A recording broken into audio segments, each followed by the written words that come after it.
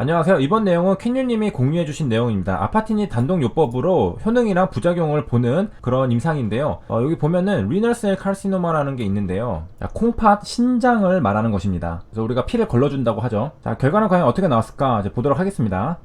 참고로 이 내용은 12월 달에 나온 것입니다. 나온 지 얼마 안 됐죠. 며칠 안 됐습니다. 2018년 1월부터 11월까지 53명의 이제 환자들을 대상으로 이제 한 건데, 자, 여기 보면요. 이번에도 DCR이 85%가 나왔습니다. 이 중에서 14명이 파셜 리스폰스가 나왔고 31명은 스테이블 디시스가 나왔습니다. 그래서 합쳐가지고 85%가 나온 거고요. 자, 그리고 참고로 싱글 암 스터디입니다. 자, 그래서 제 PFS는 어떻게 나왔나 보니까 여기 11.2개월이라고 나와 있습니다. 그 다음에 여기 뒤에 보면요. 자, 또 컨피던스 이너벌이 또 나왔죠. 95%로 해가지고 11.2개월. 최근 인상들 리보세나님 들어간 것들 보면 DCR이 대부분 다 이제 85%대가 굉장히 많이 나오는 것 같은 느낌입니다. 자, 그 다음에 여기 보면은 이제 컨피던스 이너벌 할 때 요 11.2개월이 여기 사이에 있는 것은 이제 눈치로 알 수는 있죠. 이게 도대체 무엇이냐라고 했을 때는 우리가 추정을 할 때는 점 추정이라는 게 있고 구간 추정이라는 게 있습니다. 점 추정이라는 것은 틀릴 가능성이 높죠. 예를 들면은 우리가 이제 PFS라는 것을 예측해 보고 싶습니다. PFS의 모수가 11개월이라고 예측을 했는데 11.1개월 이러면은 틀리는 게 됩니다. 점 추정이기 때문에 그렇죠. 그런데 이것을 10개월에서 12개월 사이라고 예측을 하게 되면은 맞출 가능성이 높아지게 됩니다. 틀릴 가능성은 적어지게 되는 거죠. 이게 구간 추정의 장점입니다. 그림으로 보면 이해가 쉬운데 여기 점 추정은 딱 하나의 숫자를 말하는데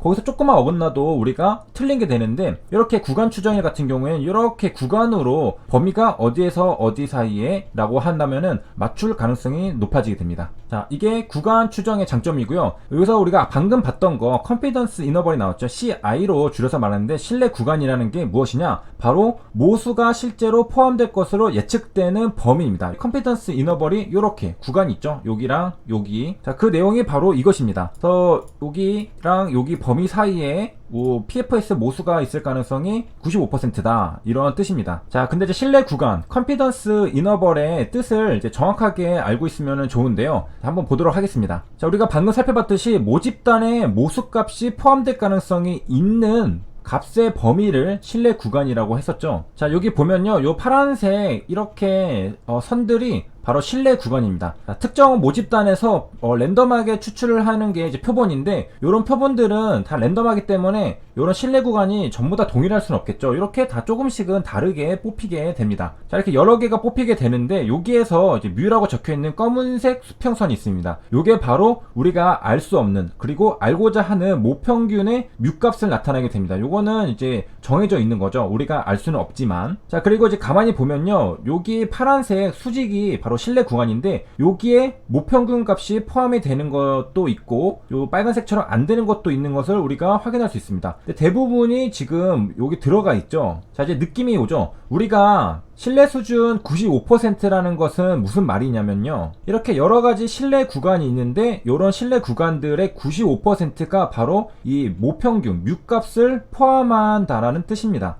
자, 그래서 예를 들면은 여기 한 모집단에서 우리가 20개의 표본을 추출했습니다. 그럼 20개 중에서 95%면 19개죠. 19개가 바로 요 수평선을 포함하고 있는 요 뮤값을 가지고 있다라는 것입니다. 그리고 20개 중에 1개, 여기 빨간색 있죠. 이 빨간색은 요 뮤값을 포함하고 있지 않죠. 요런 것들이 있다라는 것입니다. 자, 그래서 예시를 한번 보면요, 제조업체에서는 연필을 이제 퀄리티 컨트롤을 하고 싶기 때문에 길이가 다 목표 길이랑 이제 거의 똑같다는 것을 원하죠. 그러면은 이제 연필을 한번 랜덤 표본을 추출해가지고 길이를 재봤습니다. 자, 그랬더니 그 평균 길이가 52mm가 나왔고 95% 신뢰 수준에 신뢰 구간이 50에서 54가 나왔습니다. 그렇다는 것은 50에서 54 사이에 저 모수가 있다라는 것을 우리가 볼 수 있는데, 이것도 예를 들면은 20개의 표본을 뽑아봤다면은 그 중에 19개는 모수를 포함하고 있다는 겁니다. 50에서 54에 95%가 있다라는 게 아니라 위에서 보면요, 50에서 54는 요거 하나입니다. 요거 20개를 다 뽑는 거죠. 요거는 50에서 54일 수도 있고, 얘는 뭐 51에서 55일 수도 있고, 이게 다 각자 신뢰 구간이 다른데, 요렇게 뽑은 20개 중에 19개가 바로 요 우리가 알고자 하는 모평균 뮤를 포함하고 있을 가능성을 말하는 겁니다. 그러니까 다시 한번 이제 반복을 하면은 요 50에서 54 사이에 95% 확률로 있다라는 게 아니라 요런 신뢰 구간이 여러 개가 있는데 그 여러 개가 이제 95% 정도는 다 이 뮤값을 포함하고 있다라는 뜻입니다. 이게 미묘하지만은 다르죠. 자, 이제 다시 돌아가서 보면요. 여기 MPFS를 구하는 것도 지금 11.2개월이 나왔는데 우리가 요것도 이제 실험을 하는 거죠. 우리가 모수의 진짜 PFS는 모릅니다. 53명을 이제 샘플링 해가지고 우리가 구간 추정을 해보는 거죠. 그래서 95% 신뢰 수준의 컨피던스 이너벌은 신뢰 구간이 9.8에서 12.5로 나왔다라는 건데요. 자, 이것의 뜻은 95% 확률로 요 안에 있다라는 게 아니라 요런 것들을 여러 개 뽑아 보면은 그 95%가 모수를 포함하고 있다라는 뜻입니다. 자, 그래서 마지막으로 한 번 더 이제 반복을 해보도록 하겠습니다. 우리가 이제 신뢰 수준이라는 것은 컨피던스 레벨입니다. 요게 95%냐 99%냐를 말하는 것이고요. 신뢰 구간이라는 것은 컨피던스 이너벌이라는 뜻입니다. 여기 있죠? 컨피던스 이너벌이라고. 그러니까 신뢰 수준이랑 신뢰 구간은 다른 말이죠. 신뢰 수준은 컨피던스 레벨이니까 95%냐 99%냐를 말하는 것. 그 다음에 신뢰 구간은 컨피던스 이너벌 해서 아까 뭐 98에서 110 이렇게 사이를 말해주는 겁니다.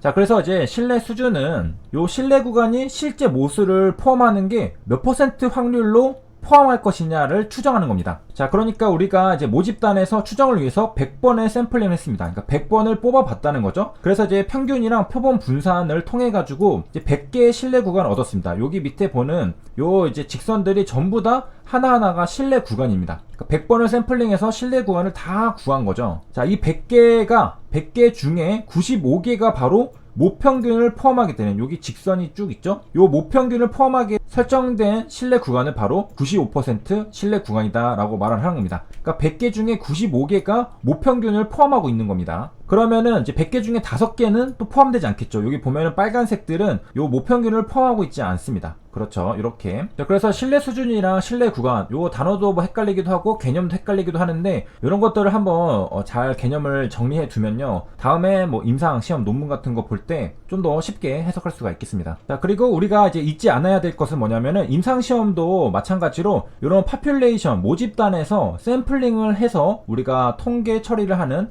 그러한 과정입니다. 우리가 가끔 너무 익숙해지다 보면은 여기 53명의 환자들이 마치 전체 파퓰레이션처럼 느껴질 때가 많거든요. 하지만 저 53명의 환자들은 요 파퓰레이션이 아니라 요 샘플이라는 거, 이 샘플을 통해서 우리가 모수를 추정하고 싶은 거니까 당연히 컨피던스 이너벌도 나오고 컨피던스 레벨도 나오고 그 외에 여러 가지 통계 관련된 개념들, 컨셉들이 등장하게 되는 것입니다.